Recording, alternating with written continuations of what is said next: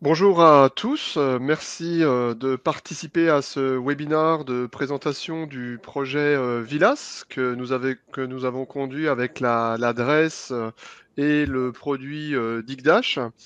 Donc ce que je vous propose, c'est de faire une petite présentation donc du projet avec un petit agenda qui va s'afficher maintenant avec une présentation de la société Atoll Conseil Développement, ce sera très rapide.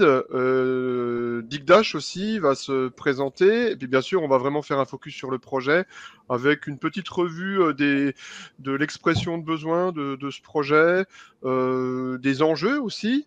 Donc on remercie Monsieur Olivier Léon de participer de l'adresse à ce projet. Un petit bout d'architecture, une démonstration qui sera assez longue, et puis bien sûr une séance de questions-réponses. Alors en termes de technique, vous allez pouvoir poser des questions dans le bouton en bas à droite qui vous permettra de poser des questions au fur et à mesure du webinar. Et ces questions, nous y répondrons à la fin, autant que faire se peut en fonction du temps qui nous reste. Donc côté intervenant, nous avons donc Monsieur Léon qui va se présenter en fait de l'adresse. Oui, bonjour, Olivier Léon. Donc, je suis adjoint à la sous-directrice de l'observation de la solidarité à l'adresse. Et donc, dans le cadre de ce projet Vilas, j'ai eu l'occasion de remplir le rôle de maître d'ouvrage pour élaborer cet outil dont je vous ferai une démonstration tout à l'heure. Merci Olivier. On a également Grégory Bourgoin de Digdash. Bonjour à tous, je m'appelle Grégory Bourgoin, je suis directeur commercial de nos activités en France et j'aurai l'occasion d'introduire Digdash sur quelques slides. Voilà, on a également Édouard qui a participé au projet, côté Atoll. Bonjour, Édouard Métivier, donc chef de projet data chez Atoll. Et moi-même, Sylvain Declois, donc, qui est en charge d'activité data au sein d'Atoll Conseil et Développement, que je vais vous présenter rapidement pour ceux qui ne nous connaissent peut-être pas. Donc Atoll Conseil et Développement, nous sommes une société d'environ 220 collaborateurs, un petit peu plus là. Nous sommes une société de service à une ESN.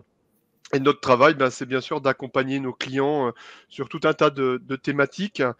Nous avons plusieurs agences avec des équipes de développement sur plusieurs sectorisations métiers avec une forte croissance, comme vous le voyez dans le petit diagramme en bas à droite. Donc on peut peut-être passer aux expertises, je vais pouvoir un petit peu détailler. Donc moi j'ai en charge l'activité data qui représente une vingtaine de personnes. Donc notre travail, je vais le détailler juste après, mais nous faisons aussi pas mal d'applications sur mesure, de développement spécifique. Donc aussi bien pour des collectivités territoriales que des administrations, des ministères, que des entités privées. On a un gros pôle qui s'occupe de dématérialisation avec une solution de gestion électronique de documents qui s'appelle Alfresco, dont nous sommes un des leaders en France depuis un certain nombre d'années, une quinzaine d'années. Nous faisons également du développement de portails, de services, donc de la relation citoyen ou des intranets, des extranets. Et tout ça, nous allons l'héberger dans certains cas avec une plateforme que nous avons chez OVH et nous hébergeons des gros clients en TMA sur ces plateformes-là. Sur la partie data, puisqu'on va parler plus précisément de cet aspect-là, si on présente l'activité, donc nous avons une activité qui est née en 2010 à peu près. On a développé une expertise data sur la chaîne complète, qui va de la préparation des données au stockage, que ce soit de type data lake ou data warehouse, à la restitution. Et donc, on est en mesure d'accompagner nos clients sur des projets de valorisation de données, d'informatique décisionnelle, même de data science, que ce soit sur la capture des besoins, la conception d'architecture, et puis bien sûr la mise en place des flux de données et des restitutions. Alors, depuis quelques années, nous avons élaboré, concrétisé, on va dire, un partenariat avec Digdash au travers d'un projet, en fait. C'est un projet qu'on a remporté il y a plus de 2 ans pour le ministère de la Santé. C'est un projet qui s'appelle Aquasys. Nous avons eu l'occasion de faire un webinaire il y a quelques mois sur ce dossier. Et au travers de ce dossier, nous avons établi un partenariat avec DigDash, qui est une solution qui est vraiment très intéressante. C'est une solution française, je pense que Grégory va pouvoir détailler, qui se positionne vraiment comme une alternative plus que sérieuse à des leaders du marché anglo-saxon. Donc on pense à Tableau, Power BI ou Qlik. Et nous avons déjà engagé pas mal de projets. Donc bien sûr le projet Vilas que vous allez découvrir aujourd'hui, qui est un observatoire de données. Mais nous abordons aussi plusieurs autres dossiers, notamment une thématique aide sociale ou un observatoire de l'eau pour le département de la Côte d'Or. Des indicateurs financiers pour un syndicat des eaux en Charente. Et là, nous avons 2 gros projets en cours, là, notamment AgriLocal et un gros dossier de refonte au ministère de la Pêche. Donc, c'est un partenariat très actif, très fructueux. Et je vais passer la main à Grégory pour que vous puissiez avoir une vue un petit peu plus complète de ce que fait la solution DigDash. Alors, merci tout d'abord à TolCD de nous avoir invités à prendre la parole 5 minutes pour se présenter. Alors, sur le slide suivant, donc ce premier slide, simplement pour vous dire que nous sommes bien éditeurs de logiciels. DigDash est bien un éditeur de logiciels français et spécialiste sur le marché. Ça veut dire quoi? Ça veut dire qu'on n'édite qu'un seul et même logiciel. Et la stratégie de DigDash, c'est bien d'être le meilleur sur cette brique logicielle. Une stratégie plutôt orientée best of breed. 2 mots sur DigDash pour ceux qui ne nous connaissent pas. DigDash a été cofondé en 2006. Nous disposons aujourd'hui de 3 bureaux. À Aix-en-Provence, il s'agit du siège et de la R&D, à Paris et à Madrid. DigDash aujourd'hui s'est déployé à plus de 150 000 utilisateurs. Nous comptons aujourd'hui plus de 450 clients. Nous sommes présents dans 25 pays et déployés en 12 langues. DigDash a une croissance assez confortable de plus de 40% de projets par an. Sachez également que nous avons été interrogés par l'organisme d'études indépendant qui s'appelle BARC, qui mène chaque année une enquête BI auprès d'une trentaine d'éditeurs BI du marché. C'est une étude comparative que vous pouvez télécharger d'ailleurs sur notre site web. Ce qui ressort de cette étude-là, et notamment en lançant une enquête de satisfaction auprès de l'ensemble de nos clients, dans les gros faits marquants, DigDash ressort leader dans 16 catégories, 93% de nos clients sont satisfaits par DigDash et 90% trouvent le support excellent. Je vous invite à télécharger cette étude comparative, cette enquête BI sur notre site web. Slide suivant. Sur ce slide, je souhaitais partager avec vous les 3 grands cas d'usage couverts par DigDash, notamment dans les collectivités, les ministères et les grandes organisations privées. Dans l'ordre, sachez que DigDash, c'est déjà un outil de pilotage, du pilotage d'indicateurs stratégiques parfois, d'indicateurs plus opérationnels, dont ce pilotage se fait en cœur de métier davantage sur du tableau de bord dynamique web. Mais sachez que DigDash a des capacités de diffusion de rapports PDF, PowerPoint, Excel, newsletter personnalisables qui viennent compléter ce pilotage web.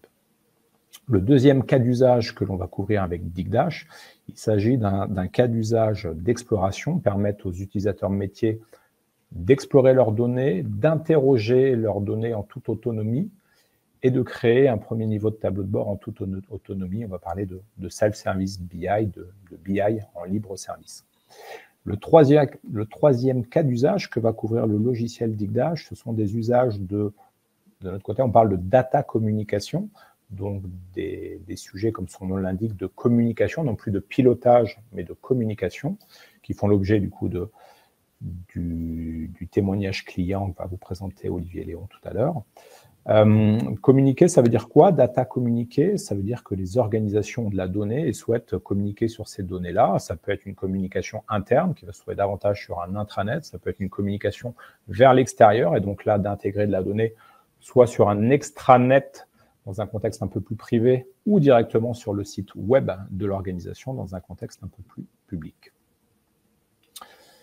3 grands cas d'usage couverts. Slide suivant, s'il te plaît, Edouard. Sachez également que DigDash est présent sur tous les secteurs d'activité aujourd'hui, de la grande PME au grand compte, qu'il soit industriel, comme avec un acteur comme Valeo par exemple, que ce soit dans le domaine de l'énergie avec Engie, de l'assurance avec Massive, de la distribution avec Promode ou Mobalpa. Digdash est présent sur tous les secteurs d'activité aujourd'hui. Slide suivant, s'il te plaît, Edouard. Si on zoome sur le secteur public, objet du témoignage d'aujourd'hui, notez que Digdash est un acteur de référence aujourd'hui sur l'ensemble du secteur public. Nous sommes présents aujourd'hui au sein de 7 grands ministères. Nous sommes présents dans les grandes organisations de recherche, dans les grandes organisations de santé, d'emploi, mais également à une maille beaucoup plus locale sur le slide suivant. Donc, dans une maille locale, que ce soit et notamment dans les universités, les centres hospitaliers et les collectivités où un certain nombre sont représentés aujourd'hui, présents dans plus de 15 départements aujourd'hui en France, présents dans 2 grandes régions françaises, présents dans 4 métropoles et présents comme unique solution de data visualisation pour les 27 directions de la mairie de Paris. Merci à vous et je laisse la parole à Edouard ou Olivier, je ne sais pas. Peut-être pour ma part, donc introduire le projet avant de laisser la parole à Edouard. Hein, donc pour introduire le projet, je vais redire peut-être quelques mots très rapides sur ce qu'est l'adresse et donner quelques éléments sur la genèse du projet, c'est-à-dire le besoin qui a conduit à le développer. Donc l'adresse, c'est quoi? C'est la direction de la recherche, des études, de l'évaluation et des statistiques du ministère en charge de la santé et des solidarités.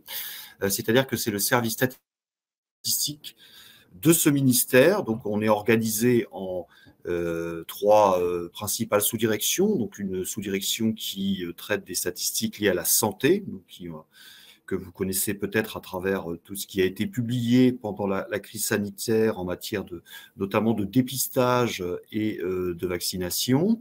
Une sous-direction chargée de la synthèse de ces éléments, notamment avec les comptes de la protection sociale et de la santé, avec des études sur également le non-recours aux prestations sociales. Et puis, une sous-direction, donc c'est dans cette sous-direction que je travaille, qui est plus spécifiquement dédiée aux thématiques solidarité, c'est-à-dire la protection de l'enfance, les retraites, le handicap, la dépendance des personnes âgées et les bénéficiaires de minima sociaux. Alors, dans cette sous-direction, on agrège, on manipule, on traite un certain nombre d'informations qui sont issues de sources administratives, mais également d'enquêtes. Et nous réalisons beaucoup d'enquêtes auprès des conseils départementaux, puisque ce sont les conseils départementaux qui sont les chefs de file des politiques sociales dans les territoires. Et donc, historiquement, depuis les lois de décentralisation, nous interrogeons de façon assez massive les conseils départementaux sur des éléments donc, qui ont trait à ces thématiques qui relèvent de leurs compétences, à savoir protection de l'enfance, dépendance des personnes âgées, politique du handicap et insertion des bénéficiaires de minima sociaux. Donc tout ça fait une grande masse d'informations. En plus de ces informations-là, nous sommes en train de faire remonter toujours de la part des conseils départementaux des données individuelles sur les bénéficiaires de minima sociaux, les bénéficiaires de prestations autonomie et handicap et prochainement des bénéficiaires de l'aide sociale à l'enfance. Donc ces informations qui nous sont remontées des conseils départementaux sont appelées à l'avenir à s'accroître massivement. Et donc, pour permettre aux conseils départementaux déjà de pouvoir traiter et analyser les informations qu'ils nous transmettent eux-mêmes, et puis en plus de pouvoir se comparer entre eux, donc d'avoir une vision nationale et globale de leur positionnement par rapport à des départements qui ont à peu près les mêmes caractéristiques, on a souhaité développer cet outil de visualisation qui permet, je vais vous en faire la démonstration tout à l'heure, d'accéder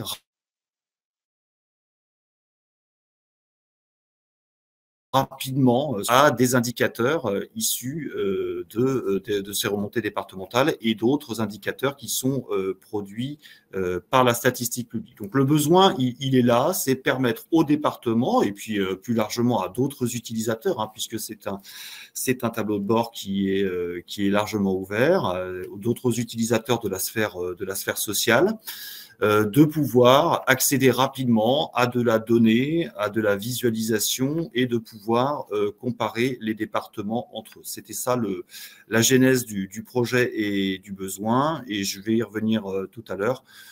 Pour ça, on s'est appuyé donc bien sûr sur Digdash et puis donc Atoll CD, mais également sur un groupe d'utilisateurs que l'on a mobilisé et qui comportait des représentants des départements. Voilà, je passe peut-être la parole à Edouard. Oui, merci Olivier. Donc je vais continuer sur la partie, on va dire, du projet. Donc comme vous l'avez dit, l'objectif est à la fois de proposer au grand public et aux conseils départementaux d'accéder à leurs données. Donc, je reviens peut-être rapidement sur la méthode projet. Donc, ce projet a été financé dans le cadre du plan de relance. Nous avons fait appel donc, aux conseils départementaux pour nous aider à définir en fait leurs besoins métiers. Enfin, ça s'est plutôt passé côté DRES, en interne d'abord, et ensuite on a partagé un petit peu les priorités de ces indicateurs.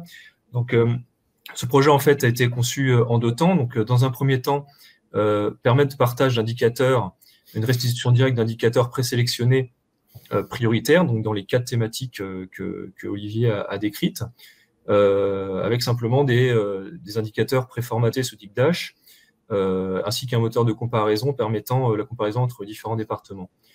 Et dans un deuxième temps, donc qui n'est pas encore totalement étudié, donc éventuellement de permettre une évolution de cet outil en créant des indicateurs un petit peu plus spécialisés par le biais d'un dashboard un petit peu self-service qui permettra à des acteurs professionnels de construire leurs propres indicateurs et d'aller un petit peu plus loin dans l'analyse des données.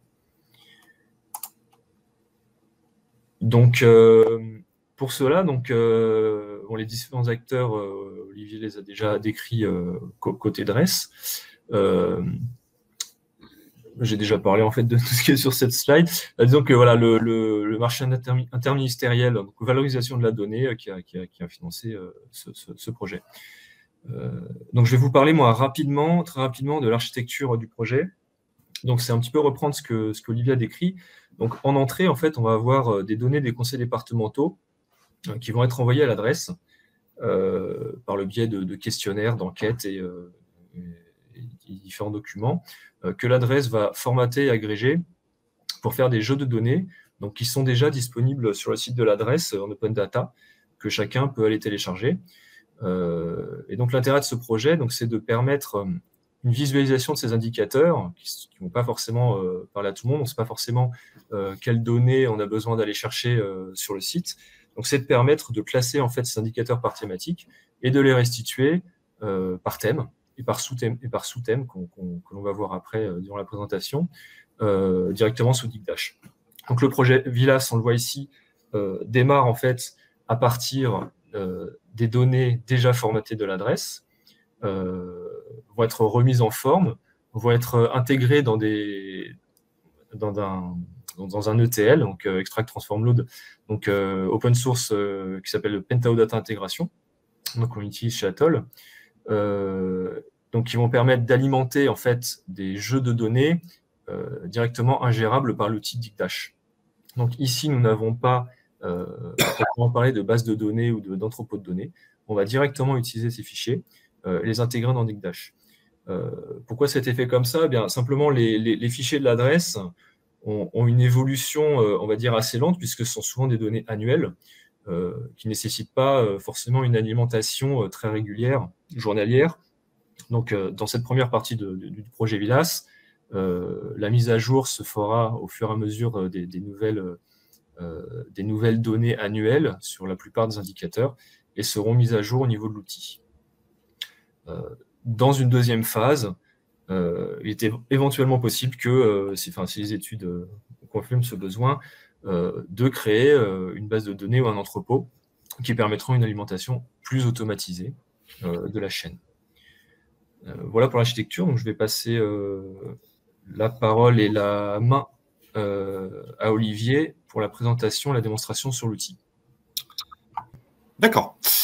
Parfait. Merci beaucoup. Donc, en fait, Vilas, c'est donc un tableau de bord qui permet donc de visualiser un certain nombre d'indicateurs localisés sur l'action sociale, mais qui a été conçu pour aller, on va dire, de l'infiniment grand, c'est-à-dire d'une page d'accueil très généraliste, avec des indicateurs de contexte, jusqu'à l'infiniment, on va dire, spécifique, qui va donc détailler des données beaucoup plus localisées, c'est-à-dire par département, et beaucoup plus spécifiques concernant les thèmes et les thématiques de politique publique qui sont conduites dans les départements. Donc on arrive sur une page d'accueil qui est donc celle-ci que vous voyez, avec d'une part sur la droite donc une carte de France, mais pour l'instant la page d'accueil est positionnée par défaut sur la France métropolitaine.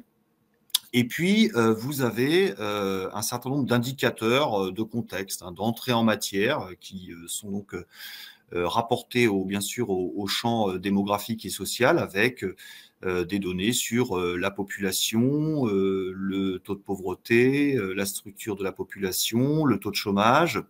Et puis, si je descends, il y a des indicateurs de contexte supplémentaires qui sont ici liés à la thématique des minima sociaux et de la pauvreté. Donc, on va avoir des éléments sur les revenus, les inégalités de revenus, les dépenses d'aide sociale par habitant, des problématiques du logement, et puis d'autres indicateurs qui portent sur la démographie, l'activité de la population, la répartition de la population par catégorie sociale, et également des indicateurs qui ont trait au domaine de l'enfance, c'est-à-dire plutôt à la démographie de l'enfance, notamment des naissances.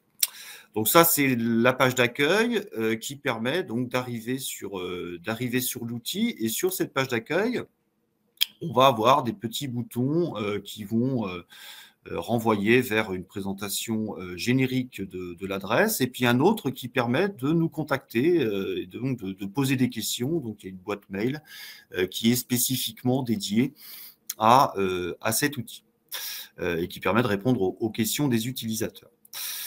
On a également en haut à droite, ici, donc l'intégralité des indicateurs qui sont présents dans l'outil. Donc, ils sont classés par thématique. Donc, il y a les indicateurs de contexte dont je parlais tout à l'heure.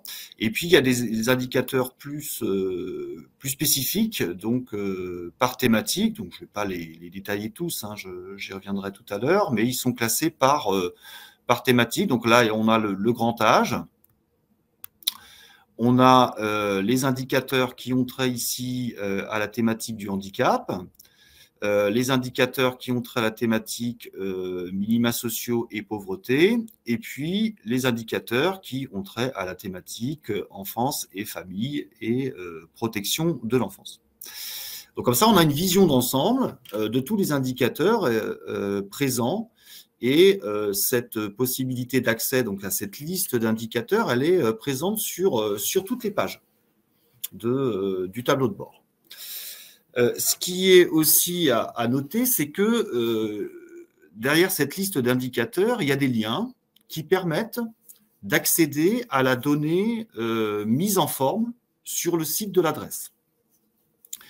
Par exemple, si je clique sur les dépenses brutes d'APA par habitant et par bénéficiaire, à domicile ou en établissement, donc le lien vers la donnée mise en forme de l'adresse va s'opérer, et donc je vais retrouver ici les tableaux qui sont présents sur le site de l'adresse. Donc, j'espère que vous voyez le fichier en train de s'ouvrir. Et donc, les données vont pouvoir s'afficher. Donc, elles sont déjà mises en forme.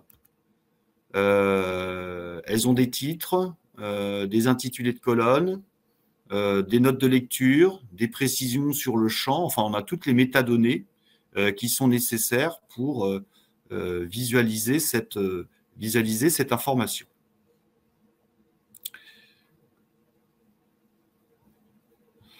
Alors, je vais revenir maintenant à l'outil.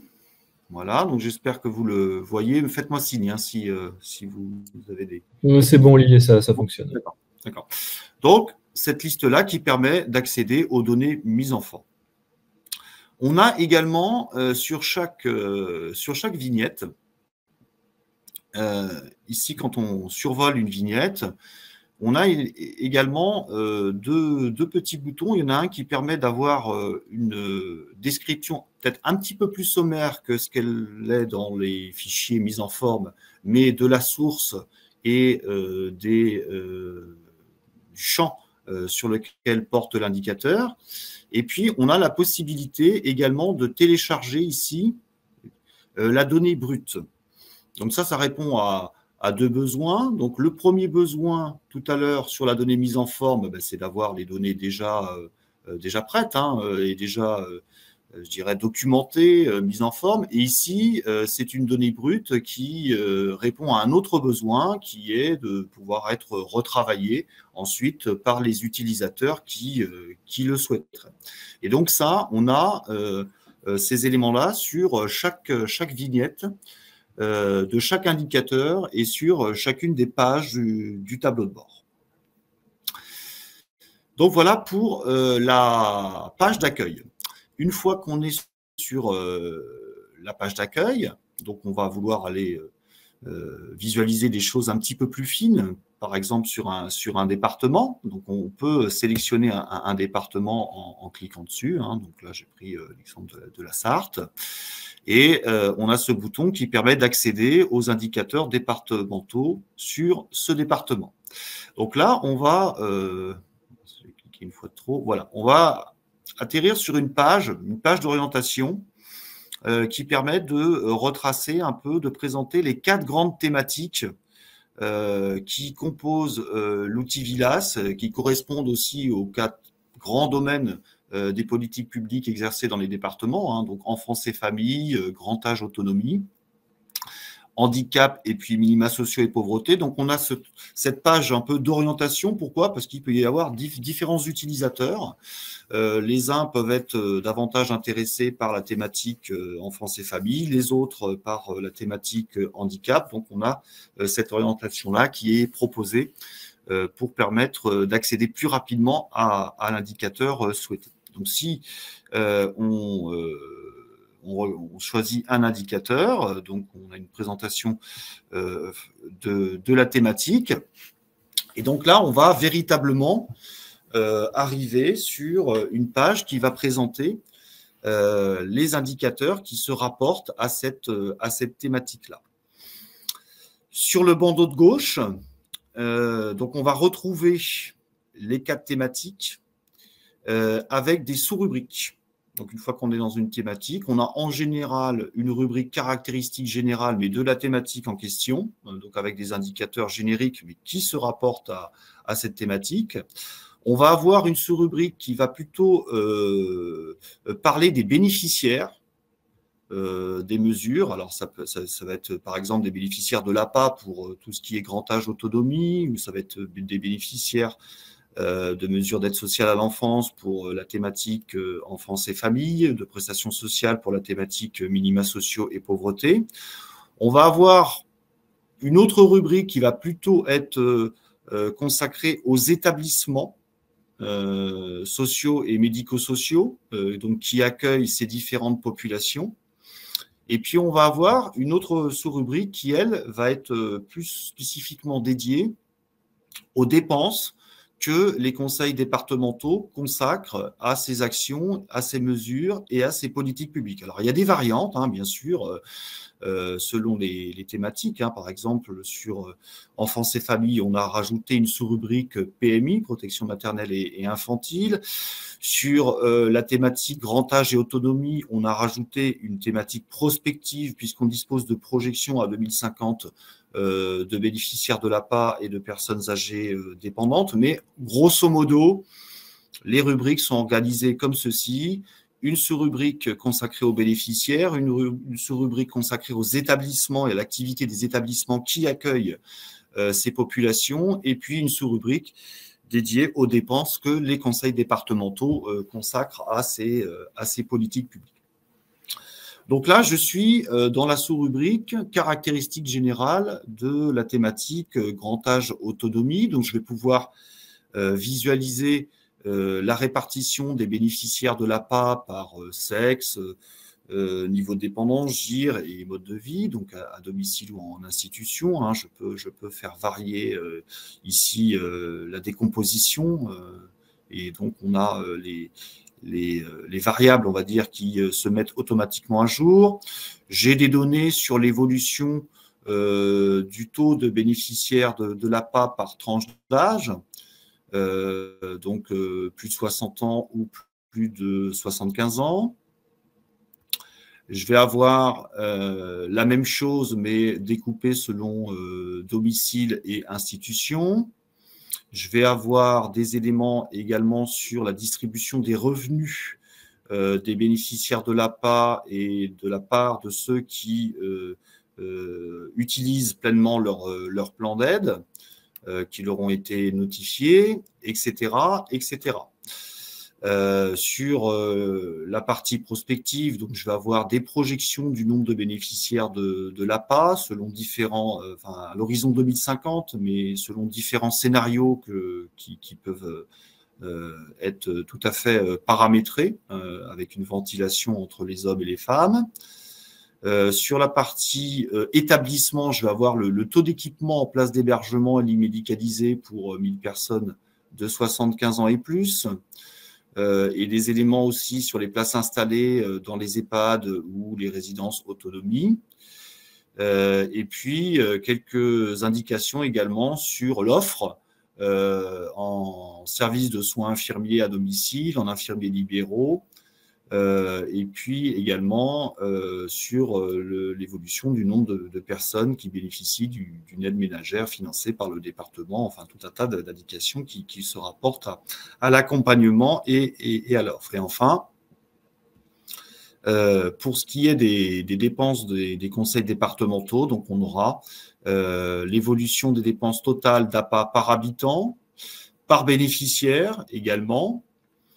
On aura la dépense brute, les dépenses totales d'aide aux personnes âgées, donc là ça va au-delà des seuls bénéficiaires de l'APA, et les dépenses totales d'aide à domicile, donc qui sont également versées. Donc, voilà. Donc, un aperçu des différentes rubriques et sous-rubriques de la thématique grand âge autonomie. Alors je ne vais pas balayer toutes les rubriques et sous-rubriques, je vais simplement insister sur le fait sur le principal apport de cet outil qui est de pouvoir comparer les départements les uns avec les autres. Donc ici, on a des fonctionnalités qui nous permettent de comparer les départements entre eux. Donc soit on peut choisir de comparer un département en choisissant des départements de comparaison parmi une liste qui est donc proposée. Donc, on peut choisir, par exemple, de comparer le département de la Sarthe à des départements voisins, par exemple. Voilà, ou tous les départements de la région Pays de la Loire, par exemple. Ici, donc il reste la Vendée. Voilà. Et donc, vous voyez que les données qui sont relatives au département de comparaison que j'ai sélectionné vont se mettre à jour automatiquement et s'afficher sur le tableau de bord pour tous les indicateurs. Et on aura voilà, des petits éléments ici de légende qui permettront de repérer un petit peu par couleur à quel département telle ou telle courbe se rapporte. Voilà.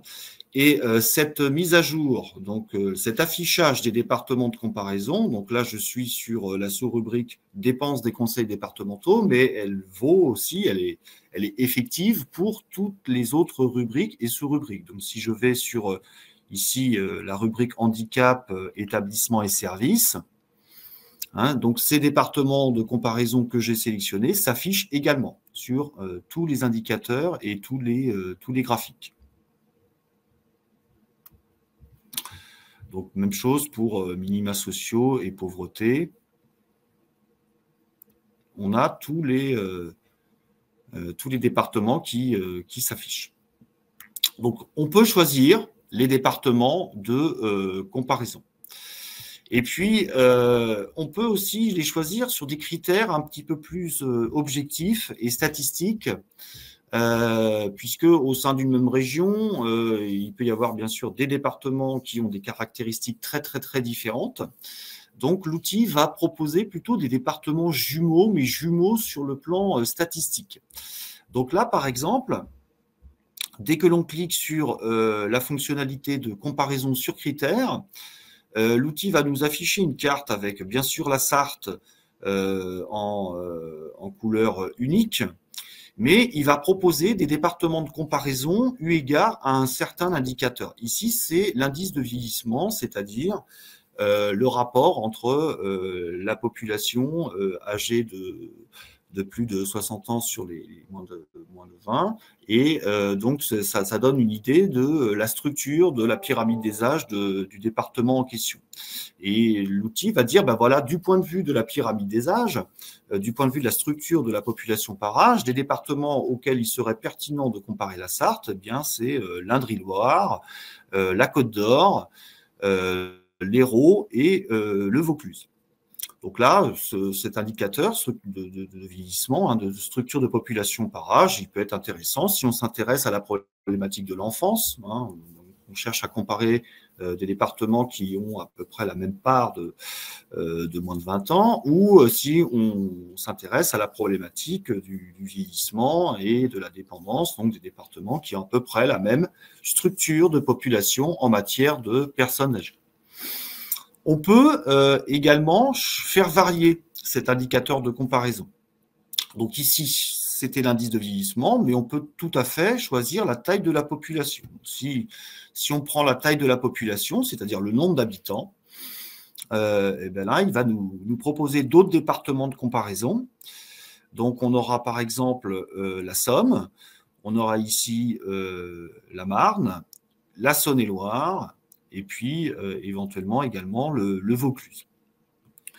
Si on est plutôt sur des problématiques insertion de bénéficiaires de minima sociaux, pauvreté, on a le taux de pauvreté ou le taux de chômage. Donc si on veut comparer la Sarthe par rapport à des départements qui ont des taux de pauvreté équivalents, ben là, il va nous proposer plutôt le Puy-de-Dôme, la Corrèze ou encore la Saône-et-Loire. Donc on voit que voilà, la Saône-et-Loire apparaît 2 fois, donc sur deux critères différents, donc ça peut être un département intéressant à comparer. Donc si je clique dessus sur la Saône-et-Loire et que je valide ici, eh bien donc j'ai effectivement ces données qui vont s'afficher. Et encore une fois, ça va s'afficher sur toutes les rubriques et toutes les sous-rubriques. Comme ça, on aura possibilité de comparer les deux départements qui ont un certain niveau de ressemblance hein, sur égard à un certain nombre de critères statistiques, et donc on pourra donc les comparer selon des critères pertinents. Alors, on peut aussi mêler dans la comparaison des départements qui ont été choisis sur critères et des départements qui ont été choisis peut-être de façon un petit peu plus arbitraire. Donc, si je rajoute ici, par exemple, les Alpes-Maritimes, Donc, les Alpes-Maritimes vont également s'afficher, même s'ils n'ont pas été choisis sur des critères statistiques. Hein. Donc, ça fonctionne également dans ce cadre-là. Donc voilà pour cette fonctionnalité. Donc c'est le principal apport de l'outil Vilas, hein, c'est-à-dire que en fait, comme je disais au tout début, donc j'ai ici la liste de tous les indicateurs qui sont présents dans l'outil. Il y en a une centaine au total. Pour chaque indicateur, j'ai le lien vers la page du site de l'adresse et le tableau, on va dire, dans lequel il figure. Donc, tableau mise en forme, documenté, avec titre, note de lecture, champ, etc. Ce qui veut dire que, en fait, Vilas s'alimente directement à partir d'indicateurs qui sont déjà sur le site de l'adresse. Donc, en fait, l'outil ne crée pas d'indicateurs supplémentaires, mais il met en forme des indicateurs qui sont déjà présents de toute façon sur le site de l'adresse, déjà validés, traités, analysés et diffusés. Donc c'est un outil qui permet donc de visualiser et de rassembler dans un même endroit, dans un même outil, dans un même lieu, dans un même tableau de bord, des indicateurs qui existent déjà, mais qui sont, on va dire, un peu disséminés et éparpillés à plusieurs endroits dans les données que le site de l'adresse diffuse et auxquelles il permet d'accéder. Donc ça, c'est un choix qu'on avait fait avec les utilisateurs dans l'immédiat, c'est-à-dire que un indicateur qui figure dans Vilas est forcément un indicateur qui a été auparavant traité, validé, analysé par la statistique publique et qui a été diffusé sur le site de l'adresse. Alors, donc voilà un petit peu l'état des lieux et donc l'ensemble des indicateurs et des fonctionnalités que l'outil offre actuellement. Donc ça, c'est une version 1 donc, qui a été déployée donc, au mois de novembre dernier, donc à partir du projet hein, qui a démarré au printemps 2022, donc qui a été déployé et conçu dans un temps assez court. Et qui donc permet d'afficher les indicateurs qui existaient déjà sur le site de l'adresse. Pour autant, là, on est en train de travailler sur une version 2 de cet outil pour 2023 qui va enrichir, d'une part, qui va permettre de mettre à jour, bien sûr, les indicateurs qui y figurent. Hein. Donc, dès qu'un nouveau millésime est disponible, bien, il sera mis à jour dans l'outil. On va réfléchir aussi à enrichir l'outil avec des nouveaux indicateurs qui n'étaient pas retenus jusque-là, mais qu'il serait peut-être pertinent d'ajouter eu égard aux besoins des utilisateurs. On va aussi dans l'avenir, alors peut-être dans un avenir un petit peu plus lointain, y ajouter des indicateurs qui actuellement n'existent pas, mais qui, dans les mois ou les années à venir, vont commencer à exister. Donc, je parlais au début de mon intervention des données individuelles que nous sommes en train de faire remonter par les départements sur les bénéficiaires, par exemple, les parcours d'orientation des bénéficiaires du RSA. Ces données individuelles vont nous permettre d'avoir, par exemple, des indicateurs infradépartementaux, chose que les données agrégées à l'échelle départementale dont on dispose pour l'instant ne nous permettent pas. Même chose, ces données individuelles, si on les apparie avec d'autres sources administratives, on va pouvoir observer des choses qui sont actuellement non observées à une échelle territoriale fine. Exemple, l'origine sociale des parents d'enfants bénéficiaires de mesures d'aide sociale à l'enfance. Ou encore le devenir, 10 ans après l'obtention de la majorité, des anciens enfants de l'aide sociale à l'enfance. Donc ça, ce sont des choses qui pour l'instant, ne sont pas systématiquement observables à une échelle territoriale, départementale ou infradépartementale, mais qui, dans l'avenir, par le biais de ces nouvelles sources, pourront être observables et donc enrichir l'outil VILAS. Et puis, l'autre enrichissement, l'autre type d'enrichissement auquel nous sommes en train de réfléchir, c'est peut-être d'avoir des fonctionnalités un petit peu différenciées selon les utilisateurs.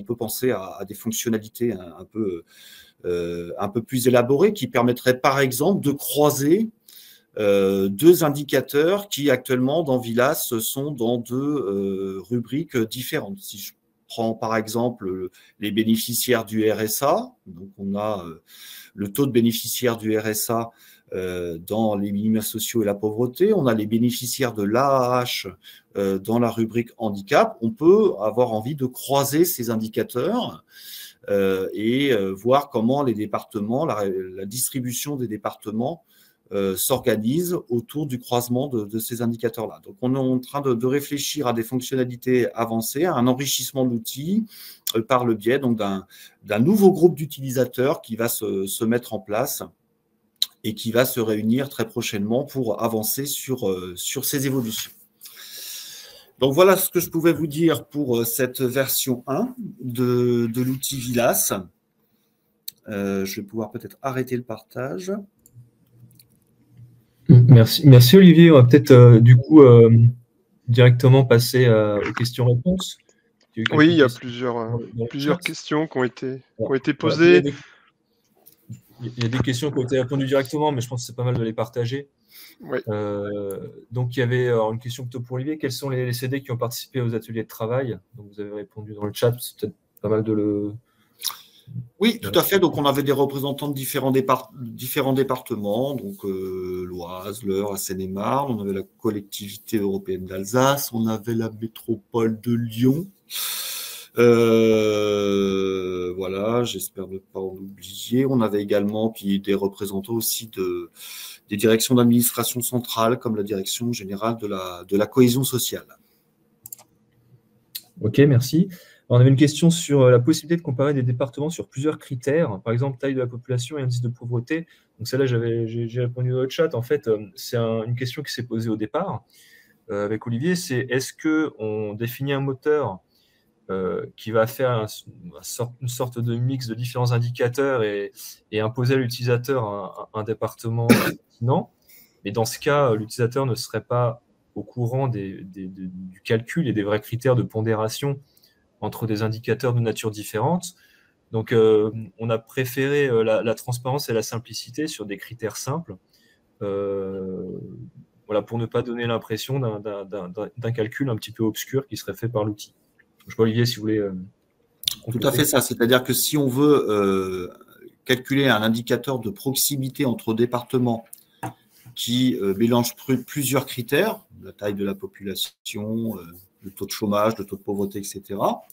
Pour calculer cette distance, on est obligé de pondérer, de choisir arbitrairement une pondération entre les distances élémentaires, l'une sur la taille de la population, l'autre sur le taux de chômage, l'autre sur le taux de pauvreté, etc. Et donc, on est obligé de dire, est-ce que un écart de 1% sur la taille de la population entre deux départements, c'est la même chose qu'un écart de 1% sur le taux de chômage, ou est-ce que c'est 2 fois moins important ou 5 fois moins important? Donc, on est obligé de déterminer de façon un petit peu arbitraire des pondérations et une hiérarchie, on va dire, entre ces différents indicateurs de comparaison. Et donc, comme c'est arbitraire de fixer ces comparaisons, on a préféré ne pas le faire et donc de laisser ces critères isolément sans calculer de distance globale entre les deux départements sur l'ensemble des critères. Merci. Est-il prévu des données plus fines à l'intérieur du même département, par exemple au niveau des EPCI?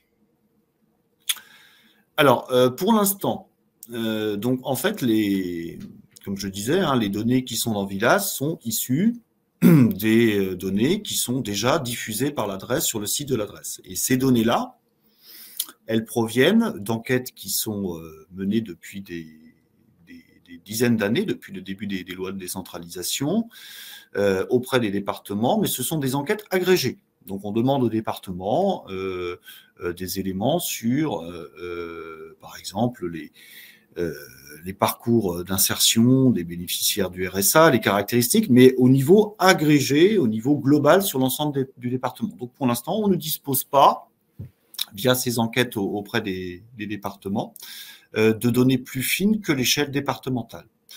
Ceci étant, comme nous avons commencé donc des remontées individuelles sur notamment les bénéficiaires du RSA, que nous allons les poursuivre avec les bénéficiaires de l'APA et de la PCH, et puis des bénéficiaires de l'aide sociale à l'enfance, qui dit données individuelles exhaustives, dit possibilité de descendre à n'importe quel échelon géographique infradépartemental, et donc théoriquement dans quelques années, le temps que ces nouvelles données aient été traitées et puis qu'on ait un petit recul historique sur ces données-là, eh bien, il sera possible d'y injecter des données infradépartementales. Alors, il y a déjà des données infradépartementales qui sont produites par la statistique publique, hein, des taux de pauvreté, des taux de chômage, des structures démographiques, ça, on a déjà les éléments, mais sur l'activité des conseils départementaux et des politiques publiques qui sont menées, il faudra attendre un peu de temps. Merci Olivier. Alors, ça a déjà été répondu, mais comment allez-vous sélectionner vos indicateurs? Enquête auprès des départements, travail avec DRESS. Donc, vous avez évoqué la création d'un nouveau groupe de travail pour l'évolution. Donc, on va dire pareillement que pour la première phase du projet, donc avec les conseils départementaux et avec l'adresse. Voilà, et puis donc on a aussi, donc comme je le mettais en page d'accueil, donc on a ce groupe-là qui va se réactiver la semaine prochaine, hein, puisqu'on a notre première réunion. Et puis comme je le disais, on a sur la page d'accueil de l'outil un lien vers une boîte mail qui permet de nous contacter et donc de faire des suggestions également d'ajout de certains indicateurs ou de poser des questions sur la signification d'indicateurs existants. Merci. Alors, est-ce que Vilas est déjà accessible sur le site de l'adresse avec les jeux de données jusqu'en 2021? Alors, je peux répondre à moitié. Donc oui, Vilas, je réponds à la fois aussi à la dernière question, qui pourra accéder à Vilas? Donc c'est open, donc tout le monde peut y accéder, il n'y a pas de compte ou de connexion. Donc il y a soit un lien sur le site de l'adresse qui a été copié dans le chat. Vous pouvez aussi taper Dress Vilas et vous tomberez a priori sur la page avec un lien d'accès. Alors, concernant le jeu de données jusqu'en 2021, en fait, ça va dépendre des indicateurs. Certains indicateurs doivent avoir les derniers millésimes, d'autres non. Donc ça va vraiment dépendre, Olivier, de la disponibilité de ces données-là. Hein. C'est ça. Certains indicateurs sont annuels. Donc, il faut en général il y a un décalage d'1 an ou de 2 ans en fonction de la période où ils ont été collectés et puis le temps de traitement qu'ils ont nécessité. Il y a d'autres indicateurs qui sont plus structurels, par exemple les indicateurs qui viennent de l'INSEE sur les revenus ou sur le recensement de la population, eux qui ont un décalage de 2 ou 3 ans. Donc chaque indicateur a sa temporalité de mise à jour. Alors, une question un petit peu plus technique. Est-ce que nos tableaux de bord d'indicateurs sont générés à partir des données stockées dans un entrepôt de données? Si oui, comment se fait la mise à jour de cet entrepôt? Donc, comme j'ai dit tout à l'heure, en fait, sur la première partie de ce projet, non, il n'y a pas d'entrepôt de données. Ce sont des fichiers directement retraités par un ETL et ingérés par Digdash qui sont restitués. Et du coup, la mise à jour, donc c'est l'avantage de Digdash, donc peut être faite directement par l'adresse. Donc, il y a déjà... Olivier, quelques données qui ont été mises à jour récemment, en début d'année. Donc, simplement, en retraitant ces données, en mettant à jour les sources dans Digdash pour mettre à jour ces indicateurs.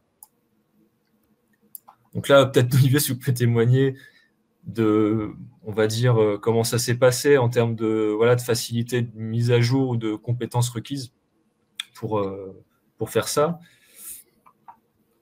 En fait, donc les données ont été structurées dans des datasets qui ont été optimisés à à la source, à la base, pour que la mise à jour soit la plus facile possible. Et donc, effectivement, quand un nouveau millésime est venu s'ajouter au millésime précédent, eh bien, il y a juste eu cet ajout à faire dans les datasets et ensuite l'implémentation du graphique dans Vilas était quasi automatique, donc ça a grandement facilité les choses. Merci. Alors celle-ci, je ne comprends pas entièrement. Lorsqu'on va finement dans le détail des indicateurs, est-ce que vous annulez l'affichage de certains résultats s'ils ne contiennent pas assez de données et donc vous considérez que l'indicateur n'est pas représentatif? Donc là, sur les indicateurs qui sont implémentés, c'est vraiment des indicateurs sur lesquels on a des données. Alors, ça peut être sur... il y a certains indicateurs qui ne reprennent que la dernière valeur. Typiquement, alors je ne sais plus de tête quel indicateur on va afficher juste un KPI, par exemple, d'une valeur de dernière année, d'autres qui remontent assez loin, d'autres qui sont même des projections. Donc, en fait, de toute façon, les indicateurs qui ont été sélectionnés sont considérés comme représentatifs. Alors, il peut manquer des données, notamment sur des départements des dom-tom, qui en général, il y a peut-être un petit peu plus de trous dans la raquette. Mais globalement, les indicateurs choisis sont considérés comme représentatifs. Tout à fait. En fait, ces choses-là ont été traitées en amont, puisque comme on a fait le choix justement que Vilas s'alimente du site de l'adresse, eh bien, les questions de représentativité, de robustesse ont déjà été traitées en amont. Donc, si l'indicateur il est diffusé sur le site de l'adresse, s'il y a une valeur, ça veut dire dans la phase de traitement, on a jugé que la qualité est suffisante pour qu'il fasse l'objet d'une diffusion. Et quand il n'y a pas de données, c'est que soit il y a eu une non-réponse, ou soit la qualité n'a pas été jugée suffisante. Donc, ce n'est pas Vilas qui va traiter ces questions-là, mais c'est en amont les équipes statistiques de l'adresse qui s'intéressent à ces questions de robustesse. OK. Les données pourront-elles être analysées au niveau des EHPAD? Alors là, je pense que c'est, on va dire, un maillage très spécifique. Je ne sais pas comment se passe les remontées de données à ce niveau-là. Alors, si la question est, est-ce qu'une personne travaillant en EHPAD peut accéder à ces données, la réponse est oui, puisque donc l'outil est largement ouvert. Si la question est, y a-t-il des données par EHPAD? Donc là, la question est non, puisque les enquêtes de l'adresse sont soumises au secret statistique, et donc on ne peut pas diffuser des données qui portent sur une seule unité, que ce soit une personne physique ou un établissement. Sur quels critères sont sélectionnées les personnes qui participent au groupe de travail? Alors, c'était sur la base du volontariat, donc après une consultation qu'on avait menée auprès de différentes structures. Il y avait notamment l'ANDAS, il y avait des réseaux de correspondants aussi via les directions régionales, donc les DRETS. Donc, c'est par ces canaux-là qu'on a recueilli un certain nombre de candidatures. D'accord. Donc, éventuellement, s'il y a des personnes ici qui sont intéressées, elles peuvent vous écrire sur l'adresse de contact. Oui, tout à fait, oui. D'accord. Est-ce qu'au niveau technique, l'outil peut être interrogé via un API? Est-ce que certaines de ces données sont accessibles en open data? Donc, API, non. Open data, oui. Donc, comme on l'a dit tout à l'heure. Donc, sur chaque indicateur, la source pointe vers le site de l'adresse et sont également téléchargeables, on va dire le dataset qui a servi à l'affichage de chaque graphique est téléchargeable en CSV. Pour la mise à jour des données 2022 que les CD vont renseigner en avril, Vilas sera-t-il mis à jour avant l'été 2023 ou plutôt après? En termes de timing de mise à jour de données, Olivier, je pense que ça va dépendre de beaucoup de choses. Oui, ça dépend de beaucoup de choses. Donc, pour certains éléments, on est plutôt sur du 2020-2021. Donc, il faut attendre que l'ensemble des données des départements nous aient été remontées. Alors, les enquêtes que l'on mène sont faites à des temporalités différentes. Certaines sont faites en début d'année, d'autres en milieu d'année, d'autres en fin d'année. Donc, il faut attendre que l'ensemble des réponses des départements nous ait été remonté et ensuite il y a la phase de traitement, d'analyse, d'imputation, de correction et de diffusion. Donc il faut compter 2 ans entre le millésime d'observation et le moment où les données sont diffusables. Ok. Alors, pas de valeur sur la part des logements suroccupés, comme on l'a vu dans la page d'accueil, effectivement. Est-ce une donnée à venir? Non, je crois que c'est tout simplement qu'il est en train d'être actualisé. Logement suroccupé, il me semble, avec les dernières données. Et là, effectivement, il n'est pas disponible. Il me semble que c'était ça, Olivier, non? On avait parlé des logements suroccupés, du traitement. Oui, sur la mise à jour. Oui, sur la mise à jour des dernières données. Donc non, mais il sera prochainement disponible. Sûrement cette semaine.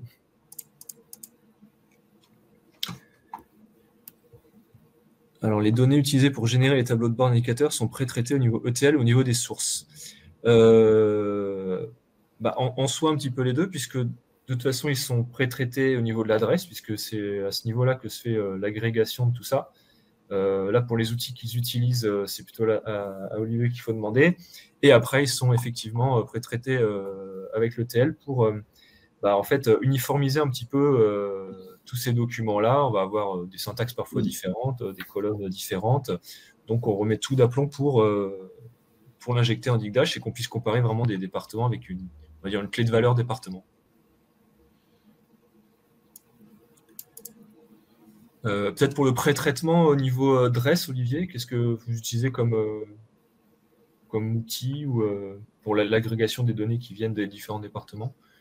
Alors, c'est principalement, nous, ce sont des outils statistiques, hein, donc c'est soit SAS ou soit R, qui est un outil de gestion de données et de traitement de fichiers, donc qui permet de les traiter. Nous, quand on parle de traitement, on parle plutôt d'imputation, de correction, de contrôle de cohérence, plutôt que de mise à un bon format, quoi.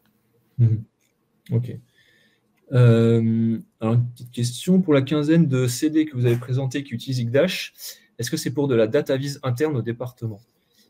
Oui, la question un peu métier. Les départements s'en servent, enfin, vous savez, dans à quel niveau, dans quel objectif? Pour quel objectif? Est-ce que les départements vont s'en servir pour pour la visualisation interne ou justement pour se comparer ou pour prendre des décisions? Alors, pour ce qui est de Vilas, donc c'est la pilotage de politique publique en interne, mais cet appui au pilotage est facilité aussi par le fait de pouvoir se comparer et donc de pouvoir se positionner les uns par rapport aux autres. Après, peut-être que la question portait sur les autres outils que Vilas qui utilisent Vilas et qui utilisent Digdash, pardon, et qui sont utilisés par les départements, peut-être. Je n'ai pas la précision. Voilà, c'est hors Vilas. Ouais, hors Vilas, donc Digdash est déjà utilisé dans les départements et la question c'était pour quel. Oui, du coup, c'est peut-être l'occasion de rebondir un petit peu sur le choix de Digdash dans le contexte, d'étendre aussi son usage, parce que vous êtes sur la plateforme Odin, qui est une plateforme qui vous est mise à disposition par la DNUM du ministère de la Santé. Peut-être, est-ce qu'on peut peut-être étendre un petit peu le sujet autour de Digdash, Olivier, aux usages que vous pressentez ou que vous voyez dans des équipes à l'adresse ou au ministère? Oui, donc nous, on a cette déjà première expérience avec Vilas. Donc, on a une politique aussi globale de développement des outils de data visualisation à travers un certain nombre j'appellerais ça des produits statistiques, on va dire. Alors, c'est quoi ces produits statistiques? C'est de la visualisation d'outils de suivi comme le baromètre de la protection sociale. On interroge les Français sur leur perception, leur relation, on va dire, au système de protection sociale. On a aussi des cas types que l'on suit sur différentes dimensions. Par exemple, typiquement actuellement sur sur la réforme des retraites ou d'autres projets de réforme comme la déconjugalisation de l'allocation adulte handicapé. Donc on a des cas types, des familles types, on va dire, et on produit des informations à partir de ces données-là. Et donc la data visualisation, c'est un moyen assez simple de vulgariser ou de populariser ce que l'on fait sur ces populations-là. Donc, on est en plein, justement, dans une démarche de développement de ces outils de data visualisation. Donc, je pourrais être utilisé pour d'autres Oui, juste avant de redonner peut-être la main à Grégory, nous, on a par exemple utilisé Digdash pour refaire le décisionnel qui s'appelle, du contrôle sanitaire de l'eau en France pour les ARS avec Digdash. C'est vraiment une plateforme qui va remplacer complètement BO.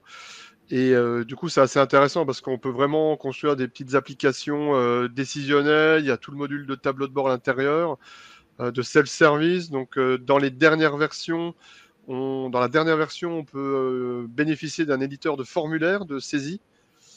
Donc voilà, peut-être que Grégory, si tu veux compléter sur certains cas d'usage, comme tu les as décrits tout à l'heure, mais d'autres exemples peut-être dans des collectivités.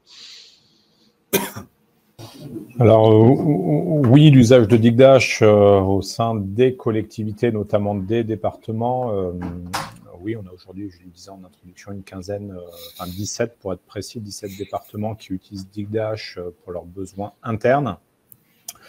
Les besoins de tableau de bord dynamique visent finalement toutes les directions. Aujourd'hui, je pense qu'on a des références dans quasiment toutes les directions, que ce soit des directions d'appui, la finance, la RH, la DSI, qui pilotent cette activité-là avec Digdash, ou que ce soit du pilotage d'indicateurs propres au métier, les directions sociales pour leurs propres besoins de pilotage, que ce soit autour de l'éducation avec les collèges, typiquement dans un département. On a aujourd'hui des tableaux de bord sur toutes les activités d'un département ou d'une collectivité au sens large. Et voilà, il y a certaines questions qui reviennent à ce sujet, notamment est-ce qu'on a mis en place des tableaux de bord pour le contrôle de la qualité des données? Alors pour le projet Vilas, non, ça a été fait plutôt en amont. Par contre, sur le projet Aquasis dont je vous parlais avant, c'est un gros projet décisionnel et le premier module Digdash qu'on a fait, c'est un module de qualité des données qui permet de vérifier que les données sont bien renseignées dans les sources, de nous faire sortir toutes les erreurs. Donc voilà, par exemple, ça, c'est vraiment une typologie d'usage de Digdash. Eh bien, écoutez, je pense qu'on a répondu à pas mal de questions, quasiment toutes. Il en reste peut-être quelques-unes. Peut-être qu'on vous fera des réponses dédiées. Moi, je tenais vraiment à remercier Olivier d'avoir animé ce webinaire et une présentation qui était vraiment très parlante. Comme vous l'avez entendu tout à l'heure, ce site est un site open, donc vous n'avez juste qu'à le rechercher, comme disait Edouard, via les mots-clés Dress et Vilas, et assez vite vous allez tomber sur l'observatoire qui vous a été présenté. Si jamais vous avez eu des problèmes de connexion, je crois que certains en ont eu, sachez que ce webinaire a été enregistré et que celui-ci sera disponible prochainement dans un replay sur la chaîne YouTube Atoll. Voilà, on vous remercie de votre participation. On vous souhaite une excellente journée. On vous dit à très bientôt pour un prochain webinaire avec Atoll Conseil et Développement et peut-être un autre sujet Digdash. À très bientôt. Merci à vous. Merci à vous. À très bientôt. Merci à tout le monde. À bientôt. Au revoir.